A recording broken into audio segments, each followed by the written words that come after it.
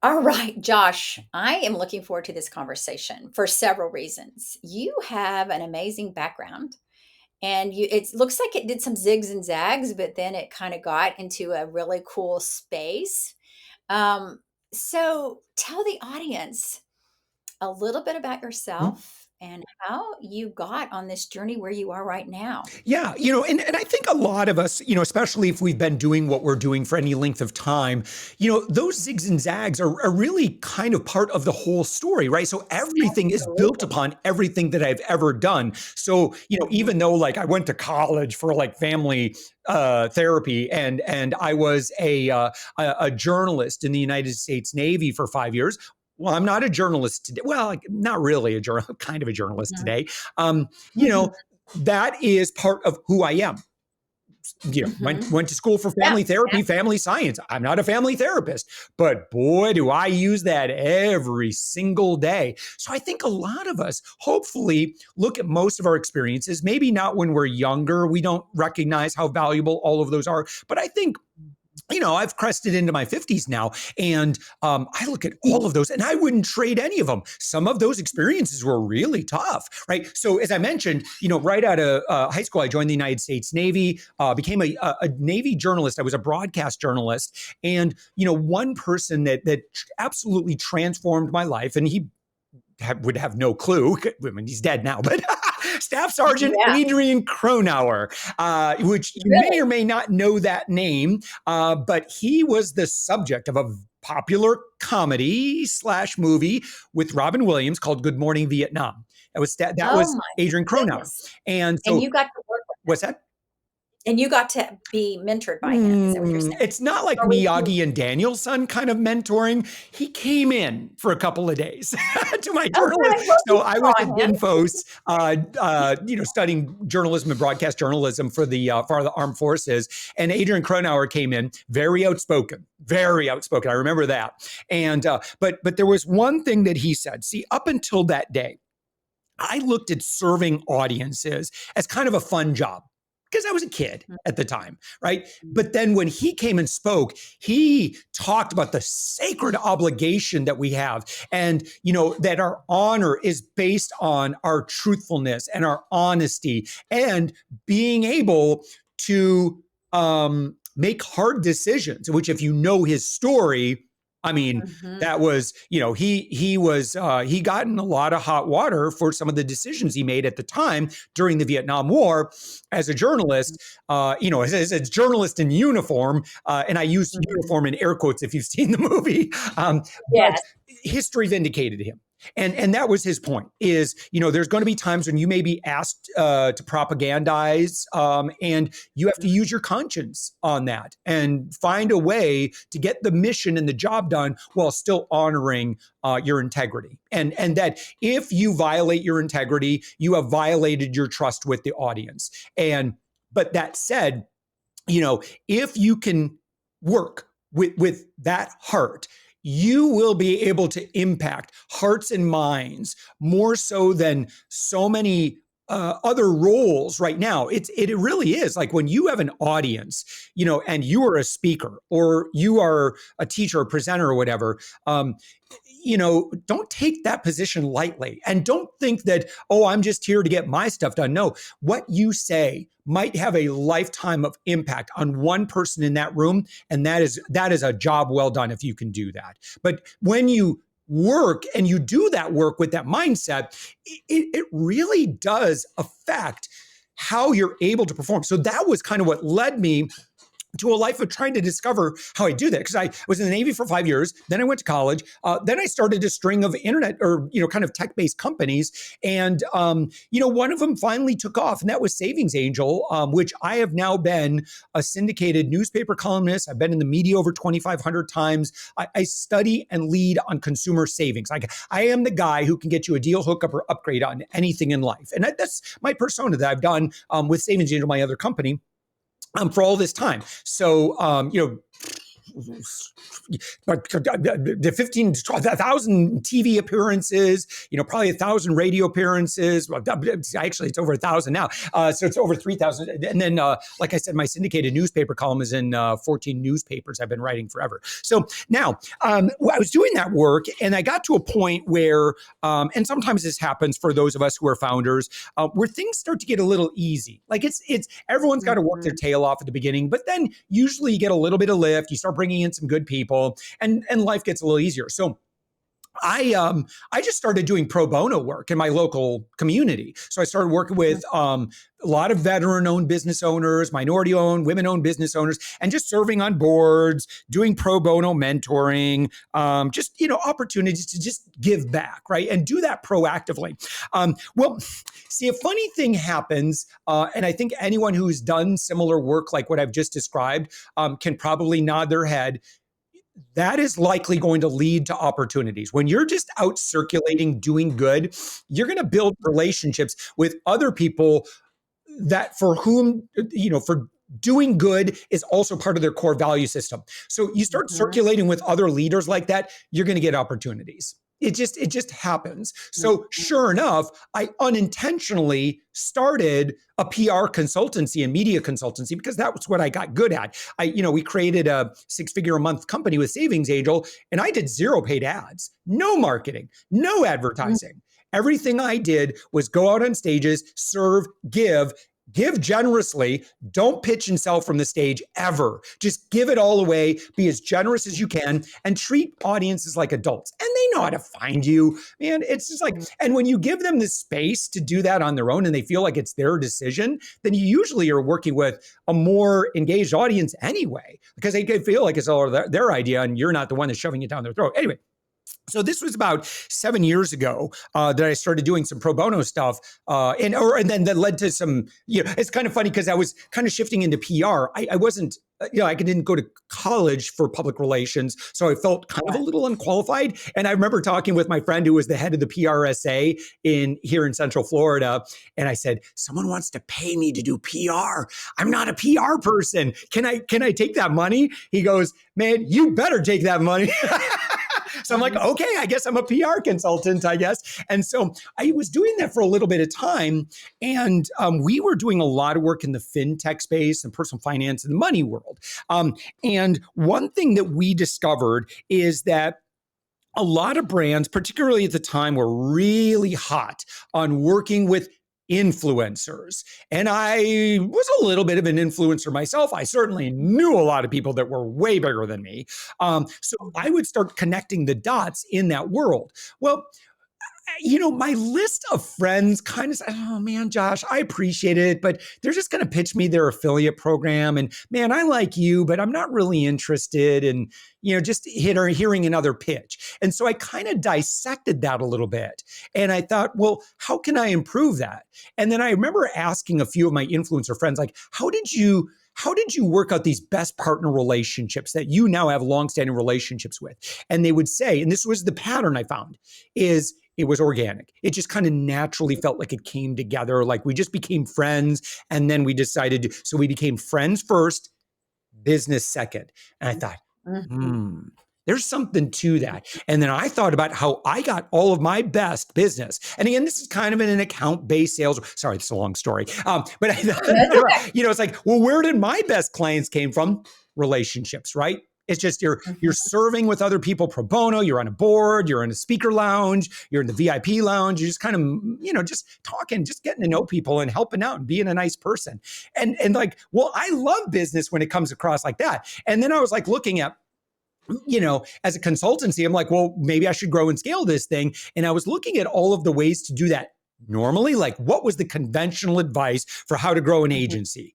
Well, Dana, at the time, especially, and I don't know, it's changed. I mean, it's changed a little bit because it's just not working so well anymore. And it was a lot of conventional lead gen, Facebook ads and LinkedIn Sales Navigator and sending cold email and just slamming people's inboxes and spray and pray, baby. And it just like, that just didn't feel authentic to me because I don't like to be sold at that way. Who do I like to do business with? My friends. And I Right. don't like being pitched at. I don't like being sold. You do that to me, I'm kind of out of there. Like, or at least I'm going to check out.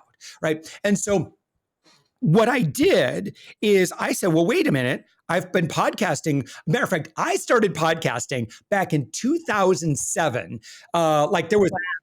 iTunes, basically, or it's Apple, before Apple Podcast. And so I would I would take my radio segments, I'd record them into an MP3 format, upload them to my server, hand code My my own God. RSS feed, submit that to Apple, and I had a podcast all of a sudden. And then I officially started, hey, but I've been podcasting for quite a while. And I thought, well, wait a minute. What would happen if I just used my podcast to serve the heck out of my industry? Just give, be not a thought leader, but really take the platform and shine a spotlight on other people in just true noble intention, just do good in the world, give back.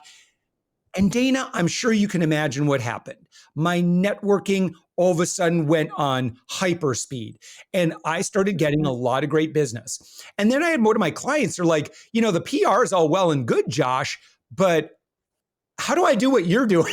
And I'm like, well, I don't launch podcasts or anything like that. And so anyway, we figured something out. We helped them out. We consulted, and they ended up earning 175K in their first 90 days because what we did is she had like a $25,000 mastermind. And I said, well, why don't we find your ideal people? We're going to celebrate them. And this is, by the way, we're going to talk about this a little bit, I would imagine. And it's kind of this go-giver kind of energy where you're noble intent, lead in generosity, earn a relationship, never pitch sell, always be there, always be a good person, and then just kind of watch what happens. Because if you're circulating with a high caliber of people, leaders use generosity. By the way, for our friend that's listening, man, I'm getting off the story, aren't I? Leaders use generosity to recognize one another. That's the language we listen for. Mhm. Amateurs deal in scarcity, and they are the ones that are pitching and selling. And you recognize them on Facebook because they're constantly pitching and selling their thing on Facebook. It just comes across to me as a little bit desperate. I don't listen. I'm not an expert. That might run contrary to what some people believe. Some people might not like what I just said. It's just my dumb Mhm. opinion, right? But we've Yeah. taken that dumb opinion and we've now taken this podcast concept. We've launched over 250 podcasts. And now I'm a fractional chief revenue officer for those folks that do account-based sales, big ticket, and they also have to have some pretty decent authority in what they do. They're the kind of people that when they show up in a green room, they don't have to sell. They're just good at what they do, Mhm. and they show up and they serve, and they naturally get business. Man, to our friend that's listening right now, if that's you, do not hit stop on this podcast. Cancel what you're doing for the next however long is left in the time Mhm. because I've got some good ideas for you. And this is what I'm excited about, Josh, because my passion is helping people birth their purpose and use it every day. And as you know, we're in a society now, in a culture where we're trying to figure out what's real and what's real works. And just Mm-hmm. exactly in your story. And that was the red thread of consistency I heard in your Yeah. story, was the authenticity. I was in the Navy, and I did this, and Yeah. then this happened, and then this happened. But there was this relationship thing that kind of wove through the whole thing. And you found that spot, that authentic spot where you can help serve the world. Yeah. And I know it's a little bit of a overused term right now. So, what I'll just say on authenticity is like you either have it or you don't, right? It's either in your heart Yeah. or it's not. And if you're not there, it's probably because you're maybe operating with a little bit of fear or scarcity. And look, we've all been there at the early stages of business. So I want to make sure that I'm coming across with a little bit of empathy there because I know what it's like to listen, I got to keep the bills on. I got to keep the lights on. I remember my first week or two, like my first couple of months with Savings Angel, I got to a point where um, I'm sorry, I'm getting emotional. My power was going to get turned off, and it was March in Michigan. I just didn't have the money. I had a new startup. I had kind of lost a contracted position that I had, and it's like all of my chips were in on Savings Angel working or not. A local radio station reached out. I don't know how they found me, a local radio station, a salesperson reached out to me and asked if I wanted to advertise on their radio station. And I said, I don't have any money, but I wish I could. But I'll Mhm. tell you, I have some background in radio. I would love to be of service if I could. And maybe, if you'd be willing to test me out on a quick little segment or something like that, here's what I can provide your listeners. And again, 100% on value to listeners, right? Now we got to talking about that, and they're like, well, look, we'll run an experiment and maybe do something on RevShare. So it was a local Christian broadcaster, JQ99 in Holland, Michigan. And they had me on the air for a morning segment, and I'm so grateful. Mandy, Troy, and Trevor, and so we did a segment, and this was back before, like, I don't even think I had internet on my phone at the time, right? And so I Yeah. had no idea. I did the segment at the station, no idea on what's going on. I drive back home, and I had earned just enough to pay my heating bill that was due in 3-4 days.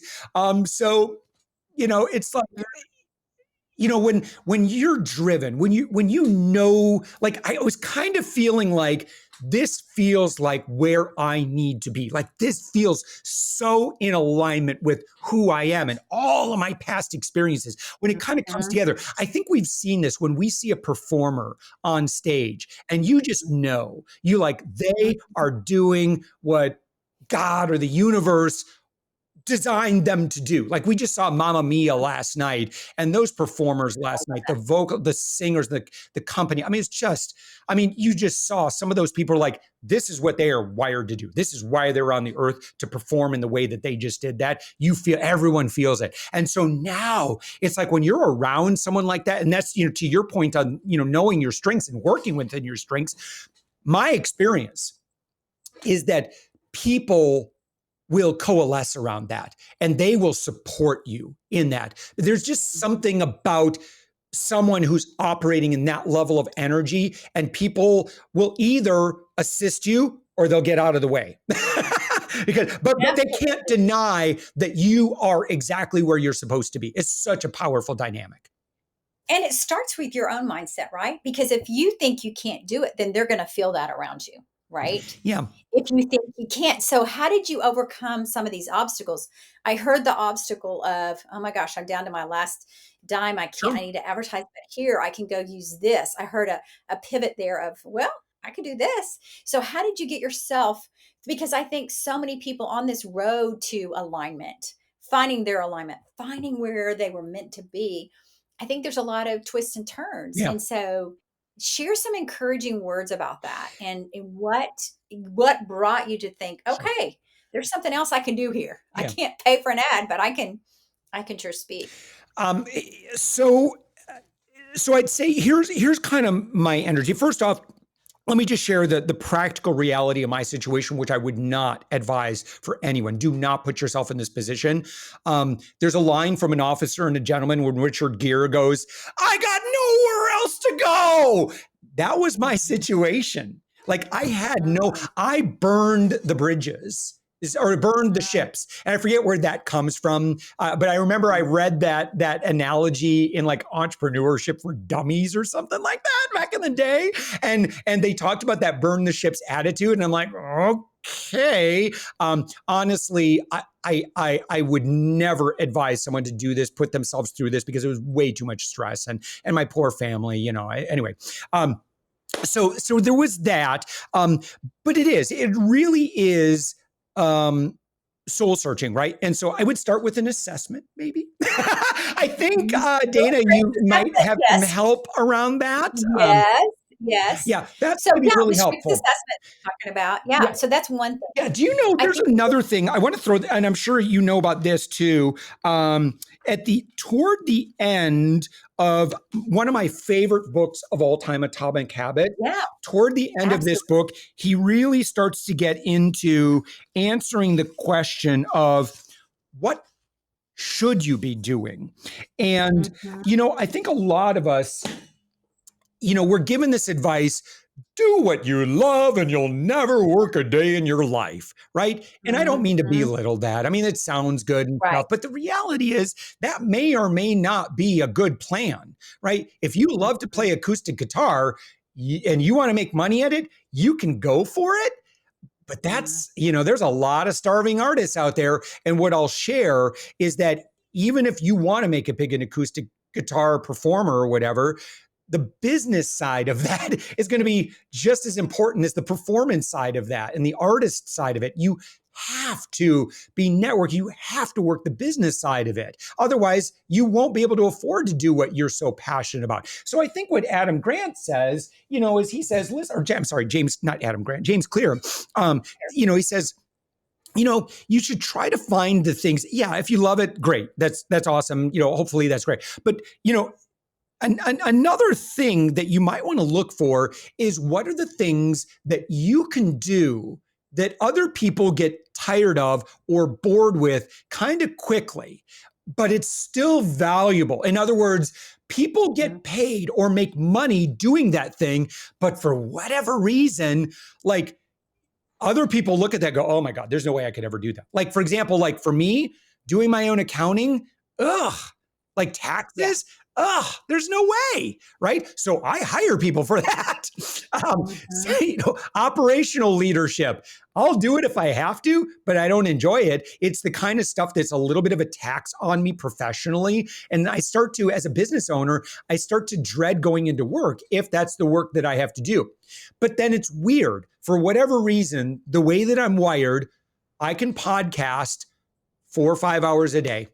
I don't know why.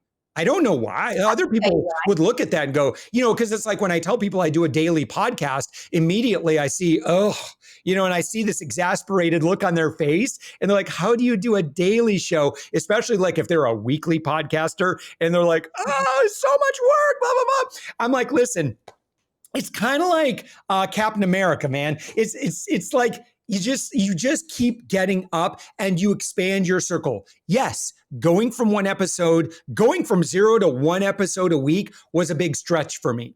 And then going Mhm. from 1 episode a week to 3 episodes a week was a big stretch for me. Growth is in the is where is outside the comfort zone. That's really a Mhm. good principle, right? As long as you could like, well, I seem to be doing I seem to have a little bit more strength than other people and doing it at this level. What would happen if I pushed a little harder and Mhm. let's just see what's possible? It's like when we think about the greatest athletes, the greatest musicians out there. Well, you look at an amazing, guitarist, right? And they're like, how do they do that? Well, it's kind of mostly the 3,000 hours. It's like they had the wherewithal to stick with it and keep doing it when other people gave up. Champions, and this is the biggest aha moment from Atomic Habits for me, was champions do it bored. They Mm. they keep showing up at the gym when everyone else is like, it's not as fun anymore. For whatever reason, the champions are like, yeah, I keep it fresh or whatever, but I'm not bored. But I recognize that results are linked to daily micro decisions, daily habits, right? So the habits are much easier for someone that's just prone to do that. So that's why, working within your find out, discover what your superpowers are. And then here's the part two of this: stop doing all the other stuff. So now I work as a chief revenue officer for all of our clients. So our clients tend to be pretty good consultants. Like they're usually 6 and 7 figure consultants. They're in their 40s and 50s. Like they've been doing what 60s, but usually not. We don't work with too many people in their 20s. Like usually it's people that have been in their profession for a little, like they know some people, they know some things. And so if they've got that, like they know what their strengths are, I'm like, listen, you've got the exact energy I need. Now, what I need to do is if you're account-based sales and you're a go-giver, I can Mhm. keep you busy for the rest of your life as long as you are committed to staying a go-giver and just be yourself. Don't sell, Mhm. because I'm never going to intro someone to you if you're going to sell at them. But I'm going to intro your ideal connections to you if you believe in collaborative relationships, if you believe in giving first, if you believe in leading with noble intent. Listen, if what I just described feels like you, stop doing any form of lead gen. Because who you are competing with are people who don't believe like you. You are competing with people that believe in a spray and pray approach. You're competing with cheap labor that you'll never be able to work at that level, right? You're competing with AI. All right. Even if you leverage the AI tools, you're competing with other amateurs that are leveraging those tools. Please honor who you are professionally and build your business with class. Don't be slamming the DMs.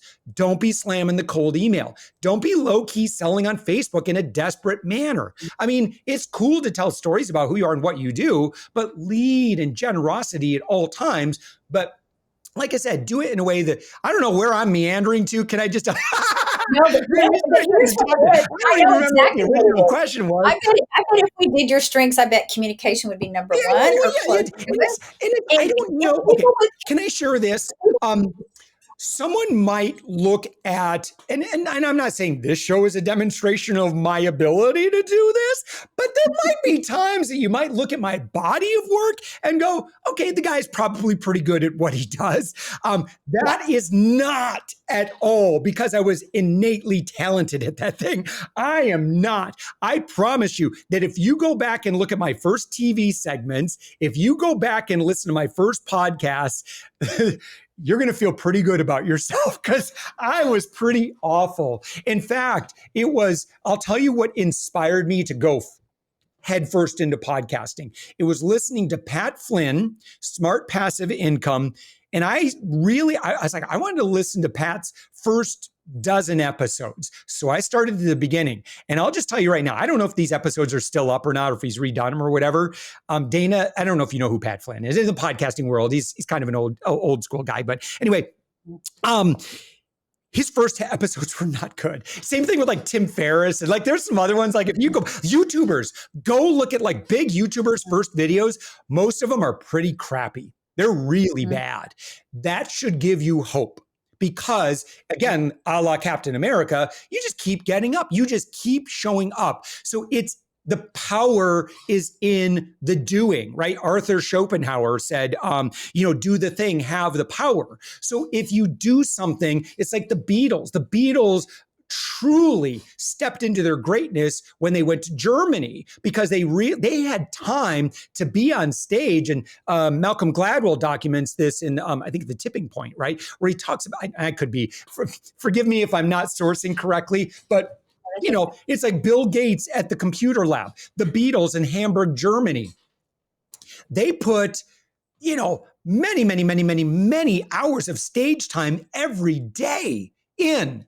And as a result, they really got good quickly. So if you do podcasts and you do a couple of hours a day and you fast forward a year, guess what's going to happen a year from now? See, it's like most of us, we look at the granular atomic habit activity, the micro decisions. It's like I'm learning bass guitar right now. I started this a year ago. When I started, I had kid fingers. I sounded terrible. And I thought, I'm making all these noises. This is terrible. I don't know how people do this. But then I listened to a book, and I don't remember the title of it. Sorry, but there's one thing. I love these. I like kind of like big aha moment from every book I read. Right. So the big one from this book, it was about like how to learn anything kind of thing. This was so huge for me. For learning an instrument or learning about anything. What the author said was this, and this is the light just clicked for me. It says, if you're learning an instrument or whatever it is, you're learning a foreign language, right? You are going to feel at the beginning like this isn't working. You are going to feel at the beginning like I'm not learning. That's irrelevant. It doesn't matter what your conscious brain thinks about the thing. If you have your fingers moving and you're playing along and you're doing the activity, your subconscious, unconscious brain is picking it up. It doesn't matter what your conscious brain thinks or not. If you put in the hours, you are learning. So that should give everybody hope. If there's something that you want to master and it feels insurmountable, or it feels like, oh my gosh, I don't know, like, how do I ever get to that level? I understand the imposter syndrome, right? I've been there. I felt like an imposter in pretty much everything that I've worked at, but you just keep showing up. You will get better at the thing. So again, discover your strengths, do the thing, keep doing the thing. Don't give up. Like, especially when it feels like, when you get to that point when everyone else gives up, you keep going, and all of a sudden you were in the top 50%. Now you're in the top 20%. Now you're in the top 5%. Now you're in the top 1%. Dana, we were kind of joking about this before we started recording. I am mediocre at most things in life. I really am. I mean, and that's even being generous, but there are a few things I would dare say I'm probably one of the best in the world at. It's just a couple of things. And I probably would say there's probably one thing in particular. I have never met anyone who is my peer. And that's, what would that be? Well, so it's kind of what I do professionally. I build systems to facilitate high-level introductions for go-giver leaders who fit the persona that I talked about earlier. And I leverage platform, specifically podcasts. Now, because of that, and I've been doing this for a long time, I have an enormous network too, because I stayed in the game. Here's another thing. I want to share this before I continue on talking about what I do. In the beginning, whenever you start something, you don't have the professional credibility. It's harder at the beginning. And the more you do that thing, the more people you get to know, the more relationships you get to build, the more trust you get to build in the industry. Remember these 3 words. Write this down, please. Put it on a sticky note. If you're feeling frustrated, if you feel like you're in the sucky part of business right now, it exists. We've all been through it. But remember these 3 words. It gets better. It really does. And I should say it gets easier is actually more accurate. You will find, I don't know if you remember I don't know what Harry Potter movie it was, maybe number 6 or something like that. But Harry is given lucky juice. I don't know, polyjuice or whatever it's called. I don't even remember that. See, I tell a lot of stories. I don't know the details. I'm not a good storyteller, Josh. Storytelling, not one of my best. I'm mediocre at best on. But he drinks the lucky juice. And everything just works out in his favor. He just says and does these unusual things. But see, it's these leaders that have been doing something for 20, 30 years. It's like they just have this energy. They don't have to think. It's unconscious genius at work. They don't have to think about what they're doing. They're just, the energy does everything for them. And then they have the trust and the reputation, that again, they can step into. I'll illustrate this. I've gone to events where I've just been a face in the crowd. Nobody knows me. I don't know anybody. It's not like I'm a nobody there, right? That's one experience. Then I've also gone to events where I've been the keynote speaker.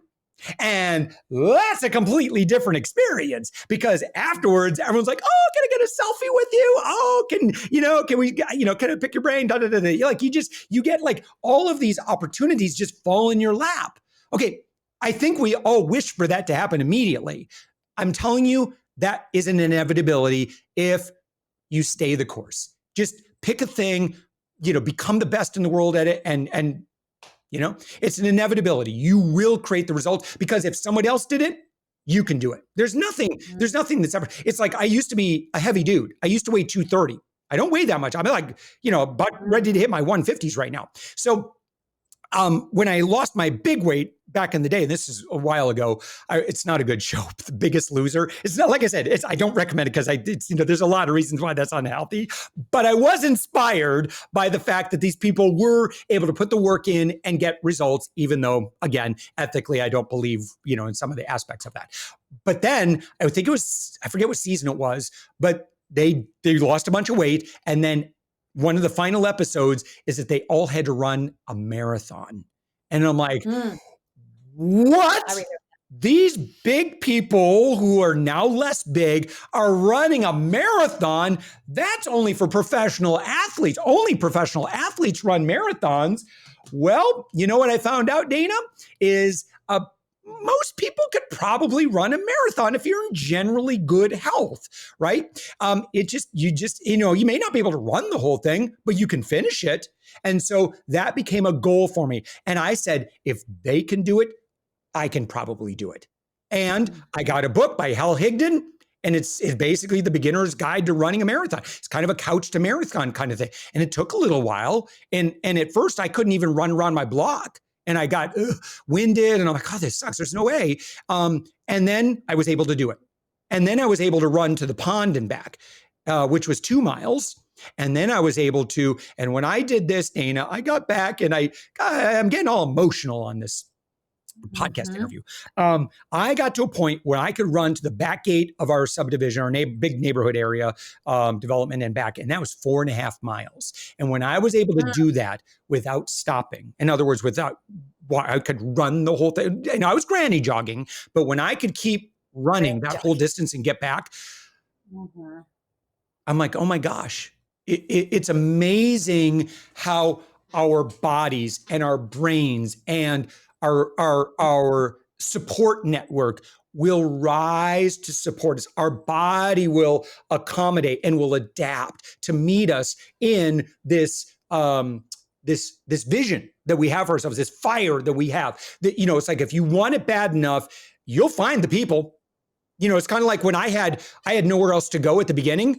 I found the opportunities because I had no choice. So I had to spend every waking moment trying to figure out how to do that thing. Again, that's the hard way of doing it. Don't do it that way. Well, okay. So I think I've been doing my podcast for 2 years, and I think I've only asked 2 questions and you had so much content. Oh, no, I'm so sorry. I know. I've been a total yak. No. I acknowledge that. I know what it is, Josh. Do you know what it is? It's your strength of communication. So people see that they have that strength of communication. And I bet you've got it like in that top 5 is that it's not about, it's they're great storytellers, but they get their energy from verbally talking. Yes. And so when you said you could do a podcast every day and it was okay. Well, I think it's a combination of all the things you've just been talking about with trying new things and having a habit, but I also think it gives you energy. Is that right? It does. It's what's really interesting though. Some might look or they might be listening to me and they say, "Oh, this guy's such an extrovert. I'm not an extrovert. I can't do that." I'll share a secret with you. It's not a secret. I'll share an interesting tidbit with you. It's not like, oh, I'm going to reveal a secret. But it's really interesting. I would say, so we've launched now about 250 B2B podcasts through Up My Influence. And we have, it's called our Podcast Leader Network. And again, we're all go-givers. We're all pretty high authority, all already established business leaders and owners. Like it's just a really good culture to be a part of. But an interesting thing, I thought that at the beginning, a lot of our clients were going to be kind of that extroverted, want to be on stages. Well, more than 50% of our clients, a majority of our clients would absolutely peg themselves as introverted. And here's I have a couple of ideas on why this is the case. I'm not a pure extrovert. After this interview, I need to decompress. Like I am thrilled being in the moment and leaving it on the mat. But then afterwards, like for speaking, for example, it is a known thing that I bake into my schedule, no matter what's going on. I do not go from speaking to a bunch of other business activity. Right. I say, listen, it is part of my contract, schedule wise. We're going to have to work together on this. I can be a little bit flexible. But after I'm done speaking, I'm happy to circulate, 30, 45 minutes, maybe an hour at most. But you're going to need to build in an hour where you're not going to see me. And I'm going to go and decompress. And I'm probably going to go back up to the hotel room, just lay down, chill, play some games on my iPad. I jealously covet my downtime. Without my downtime, without my off time or my vacation time or my time with my wife or my kids or, my hobby time, going to play bass, I'm just no good. I'm not able to do what I want to do. So, part of it, I don't know, maybe my stage in life, but I don't want to hustle 24/7. That doesn't appeal to me. I love staying in my zone of genius. I would rather spend 4 to 6 hours a day working in my zone of genius and then doing my own, just whatever I want to do for the rest of the day, rather than kind of working at a slower pace. Like I'll bust my tail for 4 to 6 hours. I don't want to work 8 to 10 or 12 doing half work. And then I'm distracted. I'm looking at like if I'm on and I'm at work, I could care less about Facebook.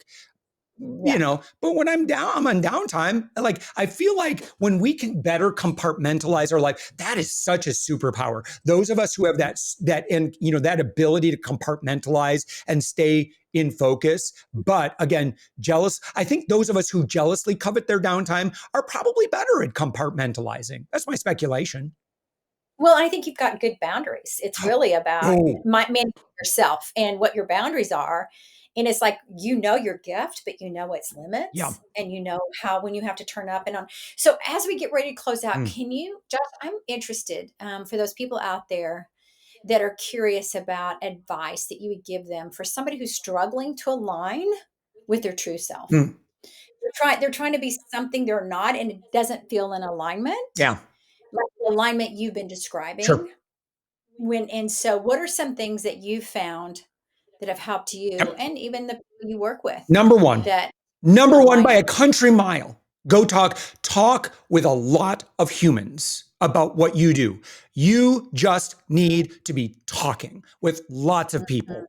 And you're testing out what you're talking about. You're seeing how does it feel? You're thinking about what you said and how they responded afterwards. And you have to be very, very curious about yourself and be willing to whatever your idea is. So I think a lot of us unfortunately will hear a bright idea or like something will come to our brain and they'll be like, okay, I'm supposed to do it like that. Like, for example, when I started podcasting, I did it like a lot of other podcasters at first. mhm, Um, and eventually, and you hear this a lot in podcasting, you get to a point where you quote unquote find your voice. And when you find your voice, it's an evolution. It doesn't happen. It's like, oh, I woke up and I found my voice. But it's a process. Okay. But mhm, the first off, the doing is where the power is, right? Go to Hamburg mhm. and do 3,000 hours on a stage. You'll Yeah. you'll you'll either decide really quickly that's not for me. But Mhm, if you are just hanging back and thinking and processing and planning and trying to make it perfect before you make any moves, that is a probably the worst thing that you could do. I was just talking to a mhm, friend right now, and he wants to start a podcast. And I said, well, tell me about what your journey's been. Well, he said, well, I've been planning it for the past 6 months. And I didn't say this because he didn't ask for my coaching. But I mhm, mean, if he did ask for my coaching, I'd say, well, can I just tell you, I think you're doing it completely backwards. Because mhm, what you should do is just like paint. Like if you want to get good at painting, like what you can watch 1,000 hours of painting videos, or you can spend 1,000 hours with paint and brushes. mhm. You tell me at the end of those two people, what is going to happen at the end of each of those thousand hours? Who do you think is going to probably be a lot more comfortable? I find that the people that spend all of their time in the paralysis of analysis, they constantly have stage fright. It's like for our clients, I'm asking them, listen, you're not going to be a bigger than life podcaster. You don't have to be like me. You be like you, right? But you're just going to be a Mhm. moderator. And a lot of our clients are still a little nervous about that, right? Because and again, through the podcast, ultimately, look, I'm not a podcasting consultant. I'm a chief revenue officer. We're going to use the podcast to help them become a household name in their industry, and then I'm going to use that podcast to get them networking with the A-listers in their industry. Through those relationships, they're going to end up making a lot of money. Clients commonly will make 6 and 7 figures in their first year. And so it's a different way of doing business. It's a go-giver way of doing business. But those are the two things. Number one, talk with a lot of people. So listen, if you happen to be collaborating on content on social media or podcast or YouTube or whatever, that is naturally baked in. You're naturally going to get good at what you're doing. And number two, you're just out there doing the thing for a length of time. And it's not to say that if something is absolutely not working, that you shouldn't stop and adjust and pivot or whatever. You should do that, but don't do it out of fear. Do it because no, the math indicates that this is not a good path, right? Not every Mhm. business. And by the way, do not use, I'm going to say this emphatically. I spend a couple of hours a day using AI enabled tools like ChatGPT. Do not use ChatGPT for business advice. It will tell you everything is a brilliant idea. Okay, that's the way Yeah. that all the AI tools are designed right now. Unless you can find like a really good custom GPT, they're all designed to just edify the heck out of you and make you feel like $1 million and think everything you say out of your mouth is genius. Like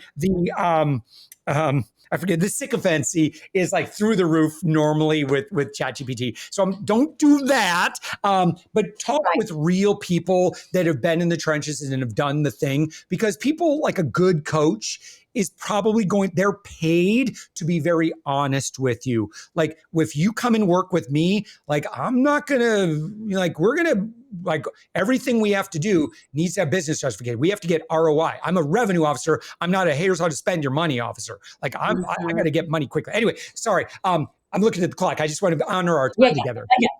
That's good. Okay, well, one last thing. How did you create your own title? Chief Revenue Officer. How did you come Oh, up with that's that? really okay. So can I tell And you we'll this? end with that. I'll give a quick answer because I want to be respectful of our time together. That was not my idea. Someone said, "Why, Josh? You're like so." Like when I was describing what I was doing, I wasn't using that term. This is a little while ago, and I had a client who said, "Why aren't you calling yourself a revenue officer?" I'm like, "Well, because that feels a little audacious." He goes, Josh, listen, people don't know what to call you until you tell them how you identify, right? Mhm. So if you say that you're a chief revenue officer, well, that's fine. I mean, you have to be able to back it up. Do you feel like you, in theory, could back that up? I said, yes. I mean, that's what he said. Look at your results. You're helping people like you just helped this client close a 7-figure deal. Like if that's not a chief revenue officer, a fractional chief revenue officer, virtual chief revenue officer, whatever caveat you want to throw in there. But listen, you need to own that, my brother.